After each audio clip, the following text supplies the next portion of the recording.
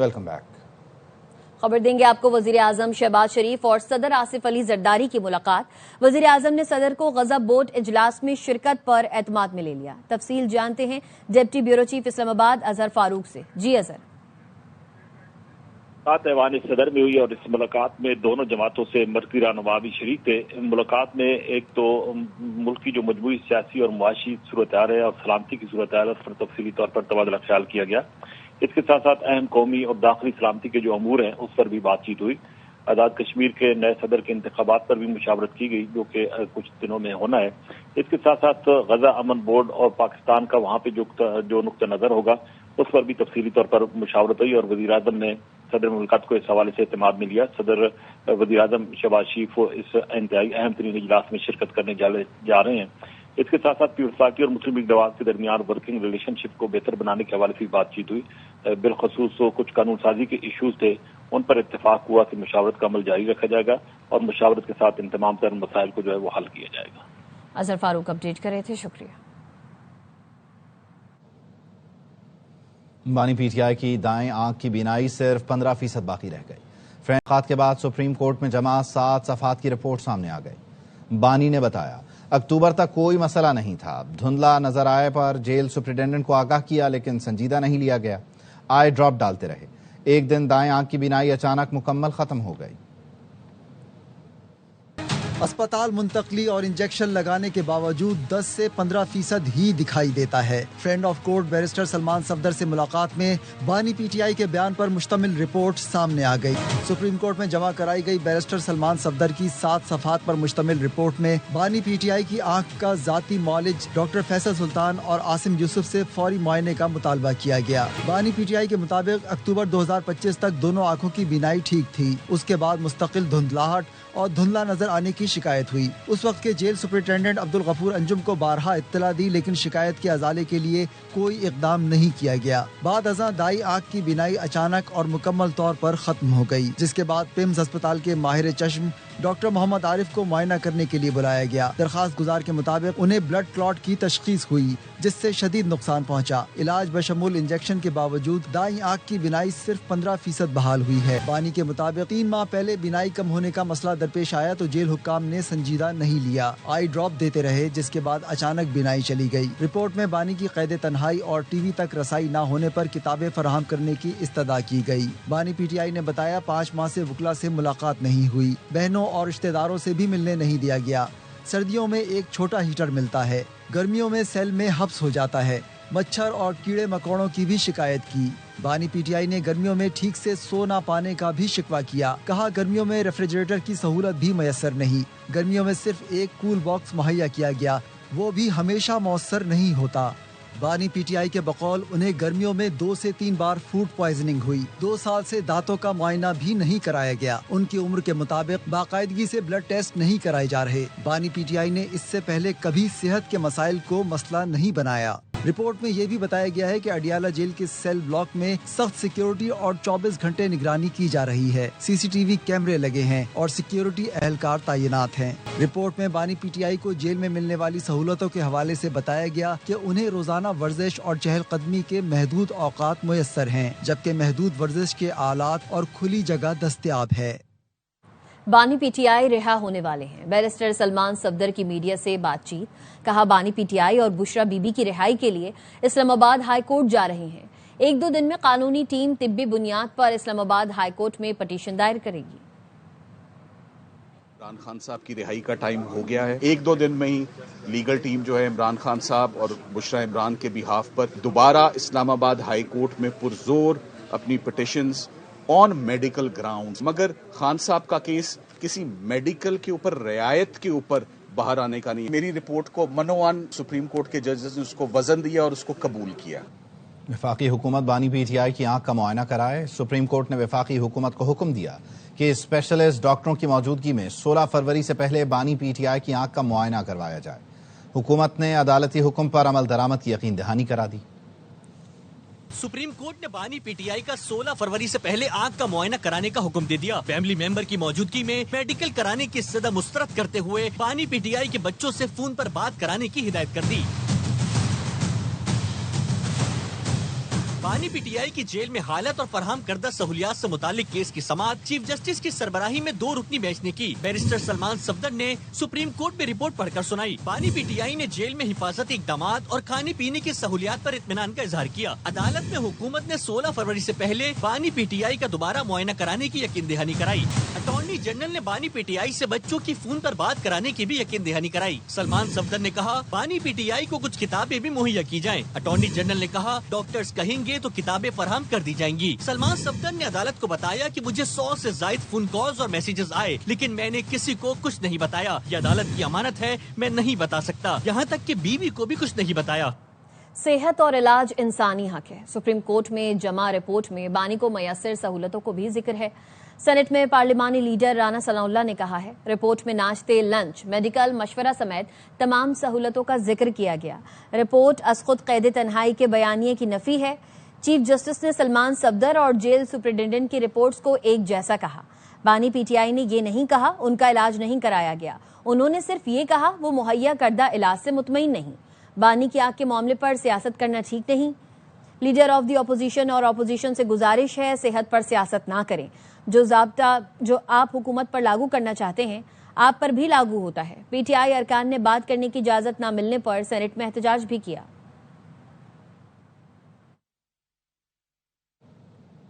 بانی P T I کی آنکھ کا مسئلہ ہے، جیل سپرنٹینڈنٹ نے بر وقت توجہ نہیں دی۔ اپوزیشن لیڈر سینٹ علامہ راجن ناصر عباس کہتے ہیں بانی پی ٹی آئی کی 85% بینائی ضائع ہو گئی، ان کی صحت کا مسئلہ ہے، حکومت نے توجہ نہیں دی۔ کب تک سیاستدان آپس میں لڑتے رہیں گے؟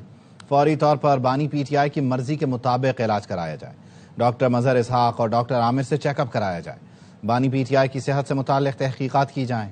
ایک انسان کی آنکھ ضائع ہو گئی، کوئی احساس ہی نہیں۔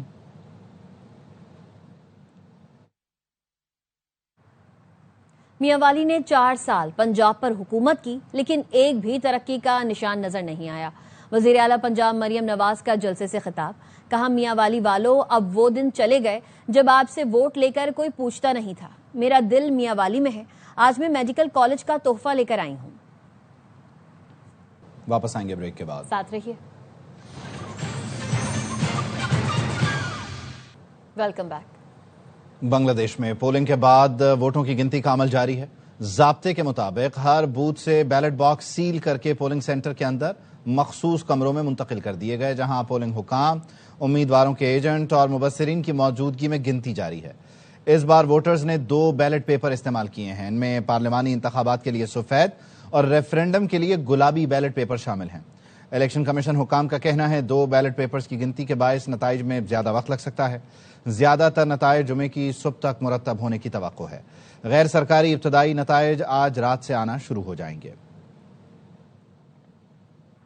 بنگلہ دیش میں طلباء تحریک اور اتحادیوں نے بعض پولنگ سٹیشنز کے نتائج معطل کرنے کا مطالبہ کر دیا۔ عام انتخابات میں بے ضابطگی اور دھاندلی پر مشتمل 100 سے زائد ویڈیوز اور دستاویزی شواہد چیف الیکشن کمشنر کو پیش کیے گئے۔ ابتدائی اعداد و شمار کے مطابق ووٹ ڈالنے کی شرح 50% سے کم رہی۔ ڈھاکہ میں بی این پی کے حامیوں نے طلباء تحریک کے امیدوار پر حملہ کر دیا۔ ڈھاکہ ایڈ سے این سی پی کے امیدوار ناصر الدین پٹواری پارٹی ترجمان آصف محمود کے ساتھ پولنگ سٹیشن کا دورہ کرنے پہنچے تو بی این پی ورکرز نے ان پر حملہ کر دیا۔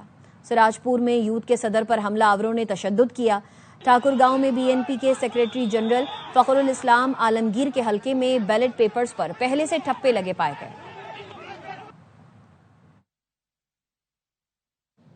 بنگلہ دیش میں پولنگ کے بعد ووٹوں کی گنتی کا عمل جاری ہے، اکا دکا بدمزگی کے واقعات بھی ہیں۔ اس وقت صورتحال کیا ہے؟ ڈھاکہ میں ہمارے نمائندے راجہ محسن اعجاز موجود ہیں، ان کو شامل گفتگو کرتے ہیں۔ راجہ محسن، یقینی طور پر جو باقاعدہ طور پر نتائج ہیں وہ تو کل صبح تک یا سہ پہر تک مرتب ہو جائیں گے اور باقاعدہ اعلان ہو جائے گا، لیکن ابھی کیا ماحول ہے ایگزیکٹلی جب ووٹوں کی گنتی چل رہی ہے؟ کیا کسی نے جیت کا اعلان کر دیا ہے؟ کسی نے وکٹری اسپیچ کر ڈالی ہے؟ دیکھیں، ابھی تک تو انتظار کیا جا رہا ہے کیونکہ کچھ پولنگ سٹیشن ایسے ہیں جہاں پہ نتائج کا اعلان کر دیا گیا ہے۔ ہر پولنگ سٹیشن اپنا جو ہے وہ نتائج کا اعلان اس طرح سے کرتا ہے کہ جیسے پاکستان میں بھی ہوتا ہے کہ پولنگ سٹیشن کے باہر ایک فارم جو ہے فارم 16 اس کو باہر چسپاں کر دیا جاتا ہے اور وہاں پہ بتایا جاتا ہے کہ کون سی پارٹی کے امیدوار نے کتنے ووٹ لیے۔ تو ابھی تک کچھ پولنگ سٹیشن ایسے ہیں مختلف حلقوں کے۔ ڈھاکہ میں کل 20 حلقے ہیں اسمبلی کے، تو کچھ پولنگ اسٹیشنز کے نتائج جو ہیں وہ مکمل طور پر آ چکے ہیں، جبکہ باقی انتظار کیا جا رہا ہے۔ جہاں تک ڈھاکہ کے حلقوں کی بات ہے تو یہاں امکان یہی ہے کہ رات 12-1 بجے تک ریزلٹس آ جائیں گے۔ پھر کچھ دور دراز علاقے ہیں، کچھ دیہی علاقے ہیں، وہاں پہ ممکنہ طور پر الیکشن کمیشن کی جانب سے جو پری میڈیا الیکشن بریفنگ دی گئی تھی میڈیا کو، اس میں یہ بتایا گیا تھا کہ کیونکہ اس مرتبہ ہر ووٹر کے پاس 2 پرچیاں ہوں گی تو کاؤنٹنگ کا جو عمل ہے وہ بھی تھوڑا سا طویل ہوگا، تو نتائج کا اعلان تھوڑا سا تاخیر سے ہو سکتا ہے۔ تو اس سلسلے میں اس وقت جو ہے وہ تمام جو پولنگ سٹیشنز ہیں وہاں پہ یہ پروسیس مکمل کیا جا رہا ہے۔ اس سلسلے میں باقاعدہ الیکشن کمیشن آف بنگلہ دیش نے ایک کوڈ آف کنڈکٹ جاری کیا اور پریزائڈنگ افسران، اسسٹنٹ پریزائڈنگ افسران اور جتنے بھی اس حلقے کے متعلقہ جو امیدوار ہیں ان کے جو ایجنٹس ہیں ان کی موجودگی میں اور پھر انٹرنیشنل آبزرورز اور میڈیا کی موجودگی میں گنتی کا عمل کا حصہ جا رہی ہے۔ اچھا راجہ محسن یہ بتائیے گا کہ پروجیکشن کیا ہے؟ ڈیفینیٹلی 2 الائنس ہیں، وہ لوگ بھی ہیں جو پہلے ساتھ تھے لیکن اب ایک دوسرے کے مقابل الیکشن لڑ رہے ہیں، کچھ نئی قوتیں، کچھ پابندی کے بعد جماعت اسلامی واپس آ رہی ہے۔ پروجیکشن ایگزیکٹلی کیا ہے؟ کس کا کتنا حصہ ہوگا؟ یعنی کیا اندازے لگائے جا رہے ہیں؟ دیکھیے یہاں پہ جو سرویز بھی ابتدائی طور پر سامنے آئے تھے الیکشن سے چند دن قبل، جس میں انٹرنیشنل آرگنائزیشنز کے بھی تھے، جس میں لوکل یہاں کے مقامی اداروں کی جانب سے بھی جو سرویز کیے گئے تھے، اس میں سلائٹلی معمولی سا ایج حاصل تھا بی این پی کو۔ آج ہم نے پورا دن مختلف پولنگ سٹیشنز کو وزٹ کیا، وہاں پر بھی یہ جو سروس تھے اس کی ریفلیکشن نظر آئی کہ جو بنگلہ دیش نیشنلسٹ پارٹی ہے اسے سلائٹلی ایج حاصل ہے، اور بالکل ڈھاکہ کی حد تک اگر بات کی جائے کیونکہ پرانی پارٹی ہے، خاصی اسٹیبلشڈ ہے، ہر جگہ پہ اس کا نہ صرف ووٹ بینک بلکہ بہت گہری روٹس موجود ہیں، تو بی این پی کو سلائٹلی ایج سروس میں بھی دیا گیا۔ پریڈکشنز بھی ان کے حق میں تھی، مارجن بے شک تھوڑا تھا لیکن بی این پی کے حق میں تھی۔ آج جو پولنگ کا ہم نے عمل دیکھا، اس دوران جو سپورٹرز دیکھے مختلف پولیٹیکل پارٹیز یا ان کے امیدواروں کے کیمپس میں، تو وہاں پر بھی بی این پی کو تھوڑا سا ہم نے دیکھا کہ ایج حاصل ہے، لیکن اس میں ایک نیا فیکٹر، کیونکہ طلبہ تحریک نے، نئی نسل نے، جین زی نے جو ہے وہ حکومت کا تختہ پلٹا شیخ حسینہ کی، تو اس کو بھی مد نظر رکھتے ہوئے، اس کو بھی ایکویژن میں اور فریکشن میں ڈالتے ہوئے بھی بی این پی کو ہی ایج حاصل رہا، یا یہ ایک ایلیمنٹ رہا ہے کہ ایلیمنٹ آف سرپرائز موجود رہے گا؟ یو نیور نو کہ جو طلبہ تحریک ہے یا جماعت اسلامی کا الائنس ہے وہ کامیاب ہو جائے۔ دیکھیے یہ جو نوجوانوں کی جماعت ہے نیشنل سٹیزن پارٹی، اس کو جہاں پہ بہت زیادہ پاپولیرٹی ملی ابتدا میں، لیکن بعد میں جب یہ لوگ جماعت اسلامی کے ساتھ الائنس میں گئے تو کچھ اسٹوڈنٹ رہنما ایسے تھے جو پارٹی صرف اس بنیاد پہ چھوڑ گئے کہ آپ ایک اتنا بڑا ریولوشن لانے والے لوگ تھے اور آپ نے جو ہے ایک ایسی جماعت کے ساتھ الائنس کر کے اس کی قیادت کو قبول کر لیا، تو شاید ایک وہ بھی فیکٹر ہوگا کہ ووٹ جو ہے وہ اس تناسب سے نہ نکلیں جتنا اس آپ جین زی کا یا نوجوانوں کی ایک پاپولیرٹی تھی، اسپیشلی اس رجیم کو ختم کرنے کے بعد جو کہ 16-17 سال بنگلہ دیش پر مسلط رہی اور کسی کے پاس کوئی پولیٹیکل رائٹس نہیں تھے، لیکن اس کے باوجود جو یہ لوگ تھے انہوں نے ایک اچھا الائنس بنایا، اچھا الیکشن کانٹیسٹ کیا۔ یعنی اس نئی نسل کا جماعت اسلامی کے ساتھ الائنس جماعت اسلامی بنگلہ فائدہ مند رہتا ہے، یہ نتائج میں ریفلیکٹ کرے گا۔ البتہ سرویز یہ بتاتے ہیں کہ بی این پی جو ہے اس کو ایج حاصل ہے۔ راجہ محسن آپ نتائج پر نظر رکھیے، آپ سے گائے بگائے اپڈیٹس لیتے رہیں گے، اب تک کے لیے آپ کا بہت شکریہ۔ سپریم کورٹ نے بانی پی ٹی آئی کے خلاف توشک خانہ فوجداری ٹرائل کیس پر فیصلہ محفوظ کر لیا۔ چیف جسٹس یحییٰ آفریدی نے ریمارکس دیے، آج کی سماعت کا حکم بعد میں جاری کریں گے۔ اسلام آباد ہائی کورٹ نے بانی کی سزا معطل کر رکھی ہے، ہم اس پر مناسب آرڈر کریں گے۔ چیف جسٹس یحییٰ آفریدی نے کہا، درخواست گزار نے ٹرائل کورٹ کا اختیار چیلنج کر رکھا ہے، اپیل کے قانونی پہلوؤں کا جائزہ بھی لیں گے۔ اب تو ٹرائل کا فیصلہ بھی آ گیا ہے، فیصلے کے خلاف اپیلیں زیر التوا ہیں، اگر ہم مقدمے کی قانونی حیثیت پر حکم دیں تو یہ فریقین کو متاثر کرے گا، اپیلیٹ کو رٹ کا کردار ادا نہیں کریں گے، ہائی کورٹ کے دائرہ اختیار کا خیال بھی رکھنا چاہیے۔ سپریم کورٹ میں بانی پی ٹی آئی کی صحت سے متعلق کیس کی سماعت ہوئی۔ بیرسٹر سلمان صفدر نے بانی کی صحت سے متعلق رپورٹ پیش کی۔ وزیر اعلیٰ خیبر پختونخوا سہیل آفریدی کی اسلام آباد میں پریس کانفرنس، کہا بانی کی آنکھ کی حالت خراب ہو چکی ہے، بانی نے بار بار آنکھ سے متعلق جیل انتظامیہ کو آگاہ کیا، صورتحال قابو سے باہر ہوئی تو بانی کی فیملی اور ذاتی معالجین کو بتائے بغیر ہسپتال لے جایا گیا۔ رپورٹ کے مطابق بانی کو بس 15% نظر آ رہا ہے، ہمارے پاس آپشنز ہیں جس پر غور کیا جا رہا ہے۔ میں عمران خان صاحب کے صحت کے حوالے سے ہیئرنگ تھی، ایک رپورٹ پیش کی گئی جو ملاقات ہوئی تھی سلمان صفدر صاحب کی۔ عمران خان صاحب کی آنکھ کی حالت خراب ہو چکی ہے۔ بار بار عمران خان صاحب نے جیل انتظامیہ کو آگاہ کیا ان کی آنکھ میں تکلیف ہے، ان کے ذاتی ڈاکٹر سے پوچھے بغیر، فیملی کو اعتماد میں لیے بغیر ہسپتال لے جایا گیا، کسی سے کوئی کنسلٹیشن نہیں ہوئی۔ اس خطرناک رپورٹ سامنے آئی ہے، 15% ان کو دکھائی دے رہا ہے۔ یہ کرمنل ایکٹ ہے، یہ غیر انسانی رویہ ہے۔ 900 دن سے زیادہ ہوئے ہیں، عمران خان صاحب کی طرف سے کبھی بھی صحت کی شکایت نہیں آئی۔ ہمارے پاس آپشنز موجود ہیں جس پر غور کیا جا رہا ہے۔ کور کمیٹی کی، پولیٹیکل کمیٹی کی، تحریک تحفظ آئین پاکستان کی، ان سب تمام کی میٹنگز ہونے جا رہی ہے۔ آج میرا دل ٹوٹ گیا ہے، بانی پی ٹی آئی کے لیے جو کرنا تھا وہ نہیں کیا، ان کے ساتھ سب نے زیادتی کی ہے۔ علیمہ خانم نے کہا 3 ماہ سے بانی پی ٹی آئی آنکھ کی تکلیف کا بتا رہے ہیں، ان لوگوں نے انتظار کیا کہ بینائی چلی جائے، اب ہم الٹیمیٹم دے رہے ہیں، بہت تماشا ہو گیا، ہمیں انصاف چاہیے۔ آج میرا دل ٹوٹ گیا کہ ہم نے ایسے شخص کے لیے جو 2.5 سال سے جیل کے اندر بیٹھے، جو ہمیں کرنا چاہیے تھا ہم نے نہیں کیا، ان کے لیے سب نے ان کے ساتھ زیادتی کی۔ 3 مہینے سے عمران خان کہتے ہیں کہ میں ان کو بتا رہا تھا کہ نظر نہیں آ رہا ہے مجھے ایک آنکھ میں، انہوں نے انتظار کیا کہ عمران خان کی نظر خراب ہو جائے۔ الٹیمیٹم ہم دے رہے ہیں، وہ آپ صرف علاج نہیں کرائیں گے، اب عمران خان کے آپ کیسز سنیں گے اور آپ عمران خان کو رہا کریں گے۔ فیصل واوڈا کے کسی سوال کا جواب نہیں دوں گا۔ گورنر سندھ کامران ٹیسوری کی صحافیوں سے گفتگو، کہا 1 سال بعد بلدیاتی انتخابات ہیں، کراچی شہر کے لیے بہتری چاہتے ہیں تو عوام ایسے نمائندوں کو منتخب کریں جو ان میں سے ہوں۔ کھیل میں ہار جیت ہوتی رہتی ہے لیکن دعا ہے پاکستان کرکٹ میچ میں بھارت کو شکست دے۔ صاحب کے کسی بیان کا جواب نہیں دینا چاہیے۔ 1 سال بعد بلدیاتی الیکشن آ رہا ہے، اگر اس شہر کی ترقی چاہتے تو پھر آپ کو ایسے لوگوں کو منتخب کرنا ہوگا جو عوام میں سے ہو۔ پہلا فیصلہ ہمارا بڑا درست تھا کہ ہمیں ان کے ساتھ کھیلنا ہی نہیں چاہیے، لیکن اگر اب فیصلہ کر لیا گیا ہے کہ ان کے ساتھ کھیلیں گے تو دیکھیں یہ کھیل کا میدان ہے، اس میں تو ہار جیت ہوتی ہے۔ پوری قوم کی دعائیں اپنی ٹیم کے ساتھ ہیں، ہم پہلے 2 میچ جیت بھی چکے ہیں، یہ میچ بھی جیتیں گے۔ امیر جماعت اسلامی پاکستان حافظ نعیم الرحمان کہتے ہیں کراچی کے مسائل کو جارحانہ انداز میں حل کرنے کا وقت آ گیا ہے۔ میر کراچی کے خلاف عدم اعتماد کی تحریک کو جلد حتمی شکل دی جائے گی۔ کراچی کے حقوق کے لیے 14 فروری کا دھرنا بھرپور ہوگا۔ پیپلز پارٹی کی صوبائی حکومت اور کے ایم سی مل کر کام کر رہے ہیں۔ 9 منافقوں کے ٹاؤن والے بھی سپیڈ پکڑیں۔ میئر کراچی مرتضی وہاب نے جماعت اسلامی پر تنقید کرتے ہوئے کہا حافظ نعیم الرحمان کی یوسی میں سڑک بھی کے ایم سی نے بنائی۔ ہم کام بتانے کے لیے پریس کانفرنس کرتے ہیں، سیاسی پوائنٹ سکورنگ کے لیے نہیں۔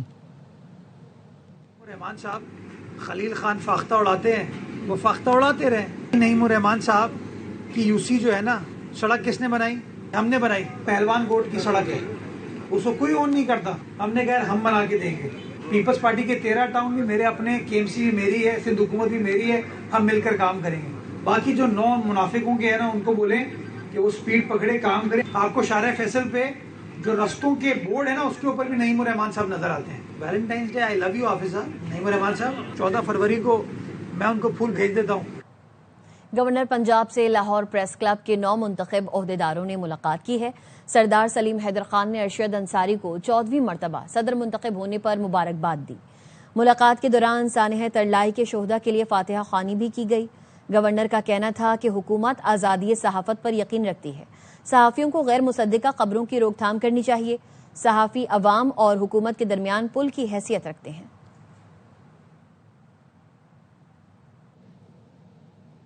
کراچی میں معروف نعت خواں تابند لاری قضاء الہی سے انتقال کر گئیں۔ وہ عارضہ قلب میں مبتلا تھیں اور قومی ادارہ برائے امراض قلب میں زیر علاج تھیں۔ ان کی نماز جنازہ بعد نماز عشاء فاروق اعظم مسجد نارتھ ناظم آباد میں ادا کی جائے گی۔ تدفین سخی حسن قبرستان میں ہوگی۔ ملک میں رمضان کا چاند 18 فروری کو نظر آنے کا قوی امکان ہے۔ ماہرین فلکیات نے بتایا 29 شعبان کو چاند نظر آ سکتا ہے۔ چاند کی پیدائش 17 فروری کی شام 5:01 پر ہوگی۔ مرکزی رویت ہلال کمیٹی کا اجلاس 18 فروری کو پشاور میں ہوگا۔ 18 فروری کی شام بیشتر علاقوں میں مطلع صاف یا جزوی ابرآلود رہے گا۔ پنجاب میں چاند دیکھنے کا وقت شام 7:08 تک ہوگا۔ سندھ میں چاند دیکھنے کا آخری وقت شام 7:24 تک ہوگا۔ بلوچستان میں شام 7:47 تک چاند دیکھا جا سکے گا۔ خیبر پختونخوا میں چاند دیکھنے کا وقت شام 7:13 تک ہوگا۔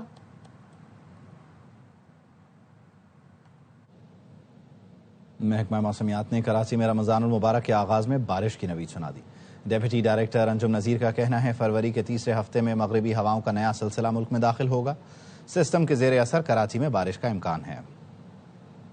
موسم بہار چل رہا ہے اور اس دوران توقع ہے کہ رمضان کے آغاز کے ساتھ یہ مغربی ہواؤں کا سلسلہ ملک کے مغربی علاقوں کو متاثر کرے گا، جس میں اس بات کی توقع ہے کہ کراچی میں بھی بارش کے امکانات بنتے ہوئے نظر آ رہے ہیں۔ پہلے 20 روزے تو کراچی کا موسم کافی حد تک پلیزنٹ رہے گا، تاہم دن کے اوقات میں تھوڑی سی دھوپ جو ہے وہ چپتی ہوئی محسوس ہوگی۔ زیادہ سے زیادہ درجہ حرارت 32 سے 34 تک رہ سکتا ہے آنے والے دنوں میں، اور کم سے کم درجہ حرارت جو ہے 19 سے 21 کے درمیان میں رہنے کی توقع ہے۔ شامل کریں گے ایک بریک۔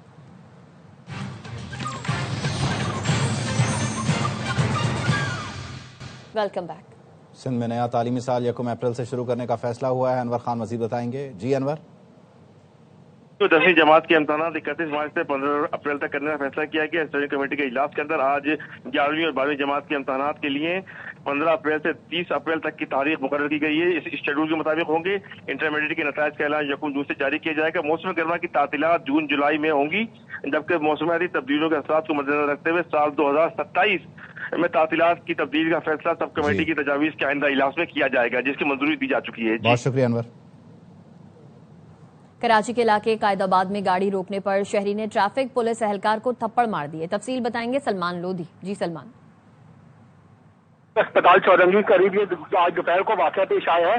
رونگ میں جانے پر روکنے پر ٹریفک پولیس اہلکار کا پہلے شہری سے جھگڑا ہوا، شہری نے گالم گلوچ کے بعد اہلکار کو تھپڑ مار دیا اور موقع سے فرار ہو گیا۔ ویڈیو وائرل ہونے کے بعد پولیس نے واقعے کا نوٹس لیتے ہوئے تشدد کرنے والے شہری کی شناخت اور تلاش کی گرفتاری کی کوشش شروع کر دی۔ پولیس کہتی ہے رونگ میں روکنے پر شہری نے ٹریفک پولیس اہلکار کو تشدد کا نشانہ ہے، جس پر اس کو گرفتار کیا جائے گا۔ ٹھیک ہے، سلمان لودھی اپڈیٹ کرے تھے، شکریہ۔